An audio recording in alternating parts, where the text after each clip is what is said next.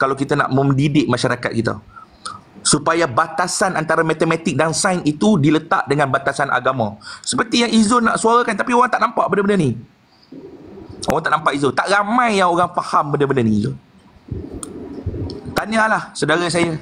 Dia bawalah cerita apa. Tapi kalau Izul ada timbulkan persoalan yang saya boleh tanya dia balik, saya akan naik kotak tanya dia, Izul, apa kefahaman kamu tentang benda ni yang kita cakap tadi?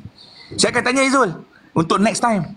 Tapi kalau benda-benda statement yang Izul bawa ni bagi saya masih ambiguous dan boleh dikatakan sihir. Sebab sihir ni kalau orang zaman dulu, benda yang katalah handphone ini, handphone ni balik ke mesin masa, jatuh ke zaman Nabi, orang akan kata handphone ni adalah item sihir. Betul tak Izul? Boleh buka gambar bercahaya. Zaman tu tak ada item ni. Itu generasi kefahaman. Jadi benda-benda ni semualah benda-benda Sultan pun merepek. Tak apalah, berepek seronok. Ini adalah falsafah Izul bawa ni, kefahaman dalam beragama. Dia nak bawa tauhid. Betul lah dia cakap, kita apa pun jalan perjuangan kita, akhir sekali kita kena letakkan Allah. Nabi Muhammad, nak jawab soalan Izul tadi, datang ke dunia, kalau saya salah Izul tegur, adalah untuk mentauhidkan Allah. Itu yang dia bawa, mengesakan Allah. Dia tak bawa kemodenan. Dia bukan nak bawakan kemodenan. Jadi tadi kenapa orang yang saya tengok, orang tu pun hebat juga tadi kotak naik tu kan. Dia pun tahu, dia pun belajar, dia pun orang berilmu. Kenapa dia tak jawab soalan straightforward daripada Izul ya? Kalau saya jawab straightforward. Nabi datang, dia bukan bawa kemodenan, dia bawa tauhid, dia bawa pembentukan modal insan. Itu yang dia bawa. Akhlak. Kita ni bila bertembungnya sains dengan matematik, sepatutnya agama kita utamakan. Bila ada kecelaruan dekat sains dengan matematik, agama yang kita kena letakkan panduan. Betul tak? Sebab itulah Al-Quran dan Sunnah sebagai panduan. Korang ingat Al-Quran dan Sunnah tu panduan sebagai untuk beragama saja ke? Awak untuk kita mengamalkan sains tak guna dia orang. Satu lagi tuan kan, kadang-kadang orang terlepas pandang tau. Sebab kalau kita tengok kan, Imam Ghazali dia ada tulis satu kitab. Nama kitab dia, tajuk dia Tafahud Al-Filasifah. Tajuk dia bermakna kesesatan falsafah. Oh, ya. Okey, kesesatan falsafah ni yang sebenarnya yang kadang-kadang orang terlepas pandang tau. Saya tak tahu lah orang terlepas pandang ke ataupun macam mana. Tetapi kan kalau kita tengok pemikiran ni, dia ramai orang ambil dia sebagai nikmat. Tetapi satu perkara yang kita jangan lupa, akal ni juga adalah satu yang dipanggil ujian. Ujian, betul. Dia adalah satu ujian. Betul. Sebab ada perkara yang dalam dunia ni kita nak buat lebih daripada yang sepatutnya. Sebab itu melalui akal ni terbitnya pelbagai ism, pemikiran-pemikiran. Dan Allah kata pemikiran ni tak boleh, kita tak boleh guna sebab kebanyakan pemikiran ni confirm kalau dia bukan daripada Allah, dia adalah daripada hawa nafsu. Yes, betul. Itu saya bersetuju. Lama dah saya faham benda ni. Ilham yang datang kalau bukannya berpandukan agama, ianya bukan datang daripada Allah. Itu datangnya daripada daripada nafsu manusia itu sendiri. Dan Allah kata kita kena menahan diri daripada mengangkat ism-ism yang ada ni. Yes, ism. Terima kasih sahabat. Saya tak sangka.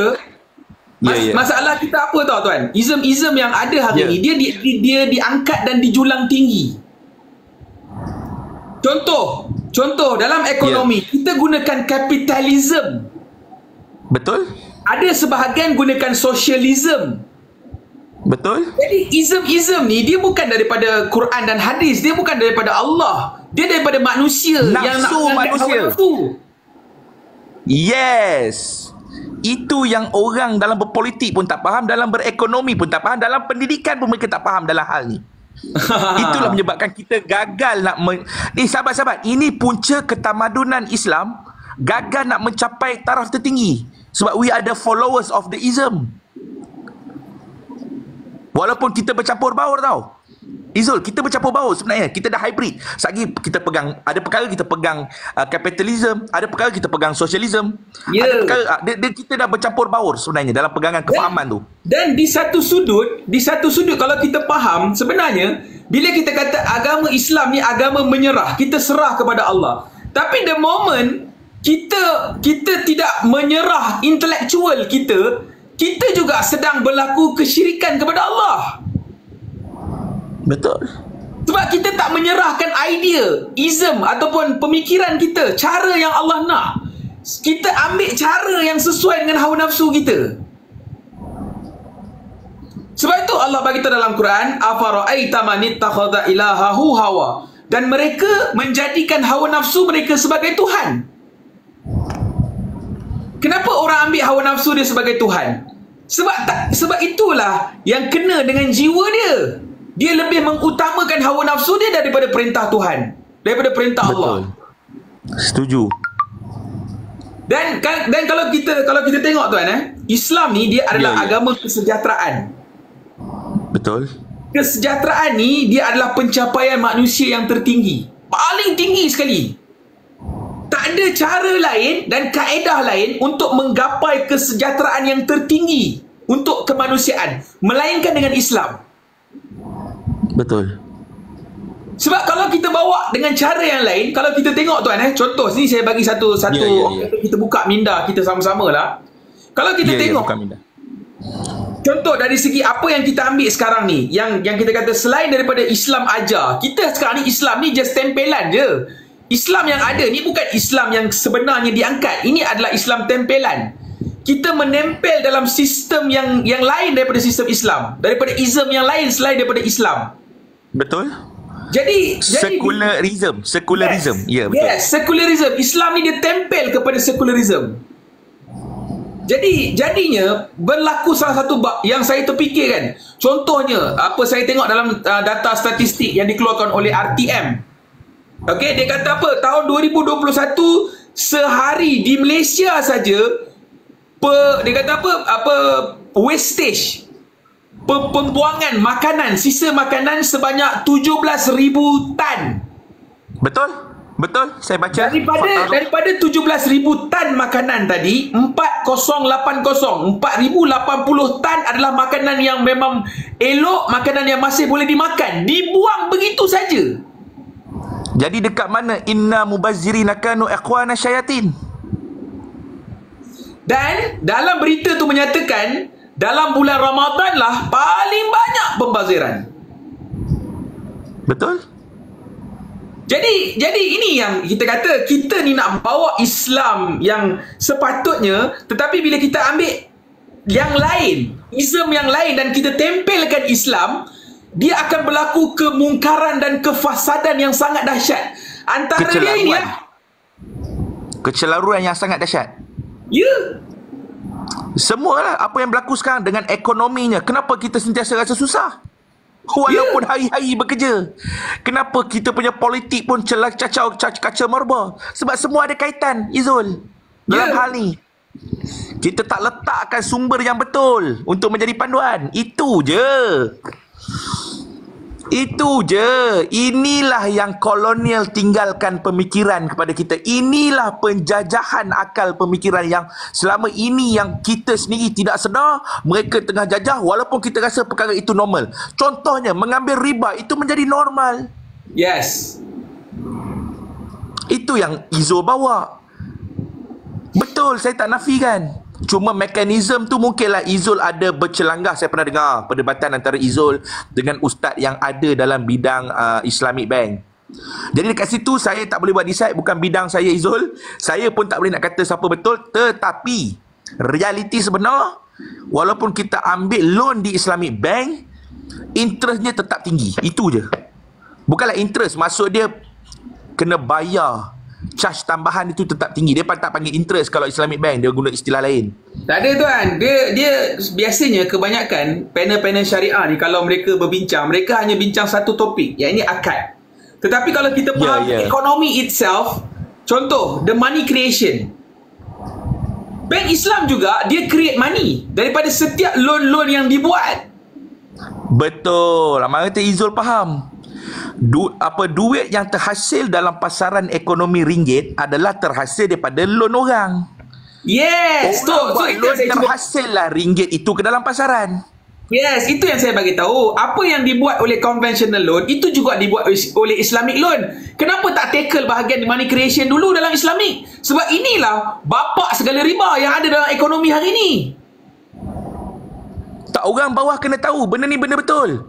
Korang pergi tanyalah siapa pun. Dalam Malaysia, ringgit yang terhasil yang kita guna hari-hari itu adalah hasil daripada orang pinjam loan kepada bank. Yes. Dan juga government spending. Yes. Ada dua. Satu lagi government spending. Jadi, bila korang tahu mekanisme macam ni, korang takkan serang Izul membabi buta. Saya pun tak boleh nak kata Izul salah 100%. Tapi saya nampak banyak dia betul. Saya tak boleh buat apa, sahabat. Aduh. Dan kita terperangkap lah ni sekarang. Macam mana? Apa jalan keluar kita, Izul? Sebenarnya, saya ada bagi cadangan satu, Izul. Dia ada jalan keluar. Dia ada jalan keluar, sahabat-sahabat dekat bawah. Bank, mereka boleh buat bisnes selagi kita memerlukan loan mereka. Ni jalan keluar ni. Okey, beranikah semua orang berhenti daripada membuat loan? Beranikah semua orang berhenti daripada mengikut nafsu dan start membuat sekadar membeli setakat kemampuan dengan pendapatan kita? Seperti yang Izul bagi cadangan. Kalau kerja tak boleh kerja tempat jauh, kena naik basikal lah jawapan dia. Itu yang kita boleh mampu beli dengan keadaan cash. Kalau tak boleh basikal, boleh upgrade sikit motor second hand. Kalau boleh upgrade sikit kereta second hand. Baru pergi ke motor baru sebab kereta second hand pun sekarang bawah 10k ada.